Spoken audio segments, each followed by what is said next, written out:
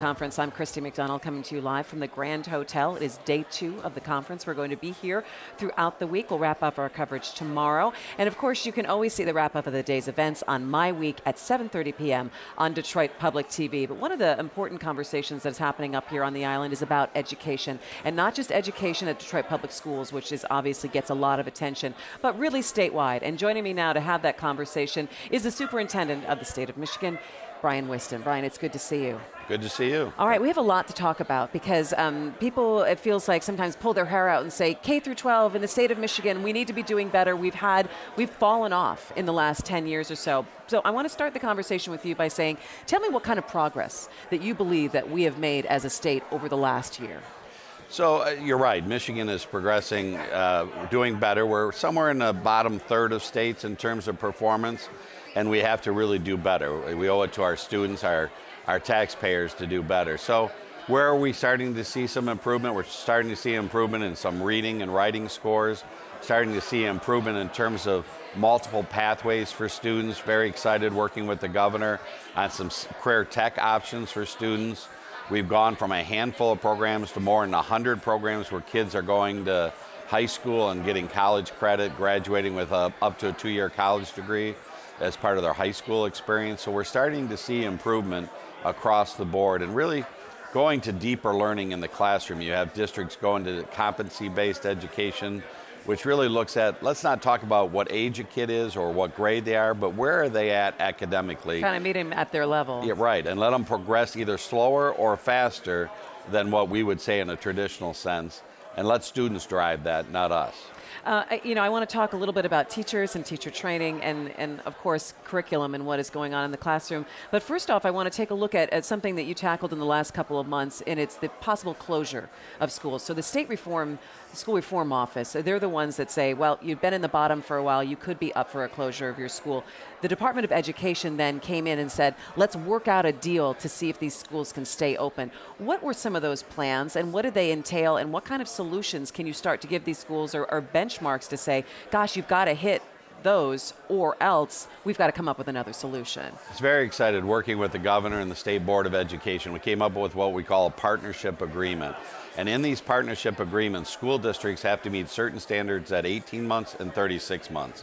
And those standards are different for each school depending on where they're performing at. But their academic goals, academic goals in reading, math, writing, those kinds of things. And they have to hit those benchmarks at 18 months or 36 months. And if they don't hit them at 18 months, then we're going to talk to them about the local ISD playing more of a role in the schools and or closure of the schools and reconstitution.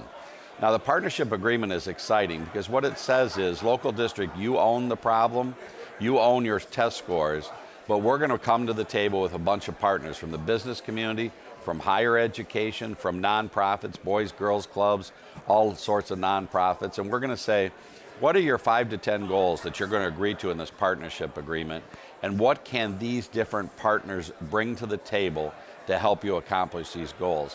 What you see in Detroit and many struggling districts is a lack of focus, where everybody's got an idea on how to fix education, so you're doing 10, 20, 30 things to try to improve education. And we want them to focus, with laser focus on 5 or 6 things they can do to improve reading and math across the grade levels. And so the partnership deal brings these nonprofits, colleges, businesses to the table to say, we're going to help the school districts reach these goals.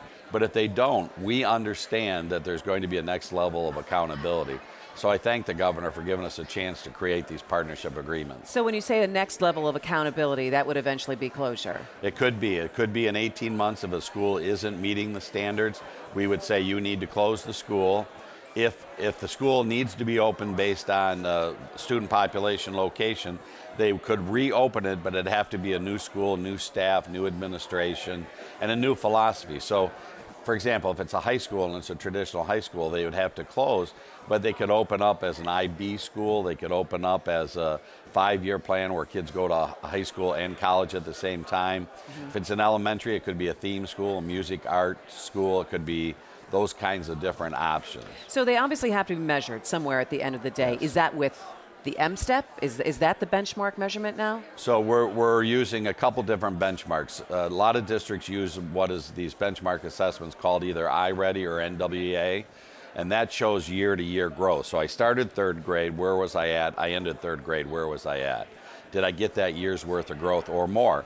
And in these struggling school districts, we need to see more than a year's worth of growth in the students. So that's one measure, their local NWA or iReady measure.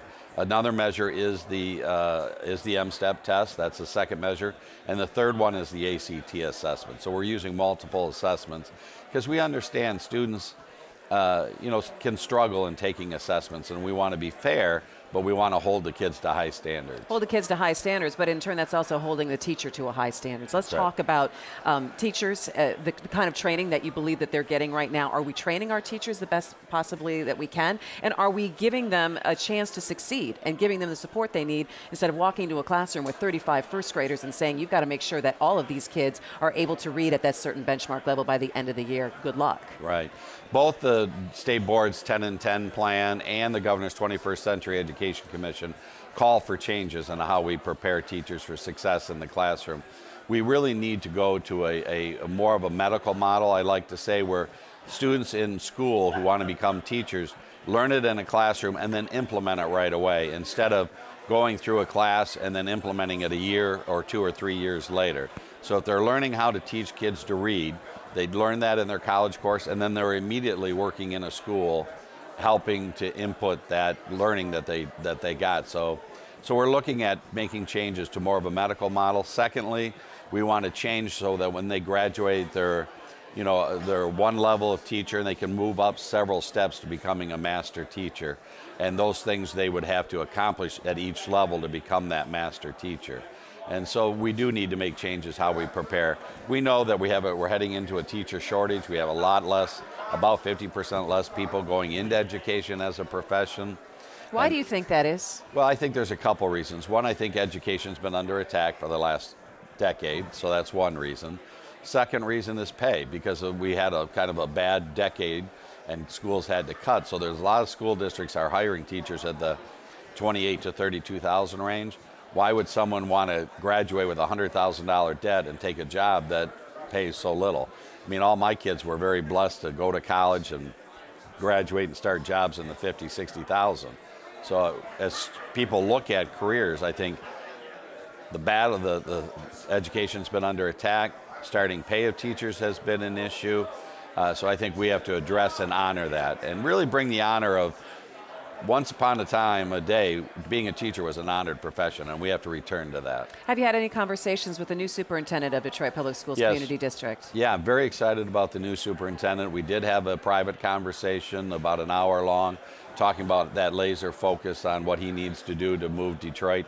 I think he's got some great ideas and plans. He's got a track record of improving urban school districts. So working with him and working with all the partners, I think we're going to see some good things happening in Detroit schools over these next couple of years. I have faith in him. Last question for you. Do you have a concern about governance of the schools in general across the state of Michigan? One of those things to come out of that 21st Century Commission report was maybe we should change the way the State Board of Ed is to abolish it altogether, or have it appointed by the governor, or have the melding of the sides. You've got the State School Reform Office. You have the Michigan Department of Education.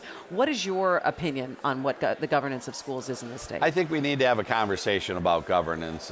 I think it's a fair conversation. Where a local school board works, it works. Where it doesn't work, it doesn't work. And we see a lot of it in urban areas where we have school boards that are struggling, and we see the performance in the schools struggling. So I'd love to have a conversation. I do believe in locally elected boards, or in the state board's case, a state elected board. But I also think, could we do a hybrid where some are elected, some are appointed? I'd like to see the public elect some board members. I'd like to see someone appoint some board members, and the appointed board members could create a connection between schools and the business community, schools and higher ed, and schools and nonprofits. So how do we elect some people and then appoint some people and put that together? And I think I'd like to try that model. All right, State Superintendent Brian Whiston, thanks so much for joining me. I appreciate it. Have a great day.